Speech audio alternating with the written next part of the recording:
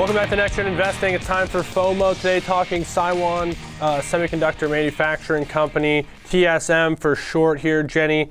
Building on our semiconductor conversation from last segment with AMD, here's another name that's struggled in 2022, maybe not to the same extent, but many of these names have. It's struggling here today as well. I like to overthink things, and I think in the semiconductor space, it's quite frankly just not that complicated. So the same works for the stock prices.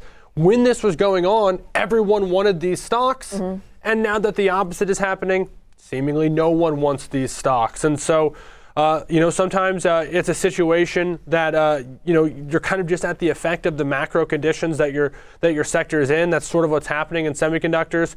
They're not necessarily an industry that's going away. We're not going to get rid of technology. Do overcomplicate things, and I think that it makes sense that we are not seeing this PC demand we once were. And I even say, who's still buying PCs, period? But that's my own thought, is I'm very team laptop or tablet or iPad, what have you. But trading the same clearly is seeing some weakness today, down about 44% on the year, which actually puts it outperforming AMD. And I agree. I mean, there was one point where these names were on every analyst's watch list. I feel like they've fallen out of favor. Doesn't mean there's still an opportunity, though. So walk us through a trade leaning more than neutral to bullish. Yeah, and I also add, too, that all of those devices you mentioned as alternatives also contain chip. Market opens, which I forgot to mention, but of course important, especially because I sort of have forgotten that earnings are really kicking.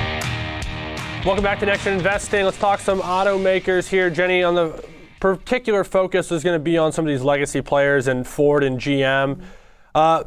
Rivian had a little bit of bad news, of course, announcing a recall of some of their vehicles. Tesla in recent weeks has talked about, not being able to deliver as many vehicles as maybe the street would have liked to have seen.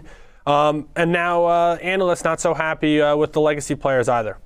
Yeah, and I think that Rivian sort of brought down all of these autos collectively, of course, on their GMs than any of these new vehicles. I will say Tesla recently, you do see more than ever, but still, they're dominated by Fords and GMs. How can they keep that market share, I think, is exactly what you said. Like, that's the challenge here. Right, and we've always argued that if you're going to price Tesla, or argued that Tesla is just simply an auto company, you can't rationalize the valuation that it carries. There's a feeling that the technology and the things that they're inventing or working on looked at as a car company, and it just simply is priced that way. But I have to say, though, this news we got today, in light of that your Tesla comparison, I know they're very different companies, but this news in Rivian today suddenly makes Ford's legacy business seem a little bit more stable, because we trust Ford cars. I mean, frankly, they've been around for 100 years, and it's concerning to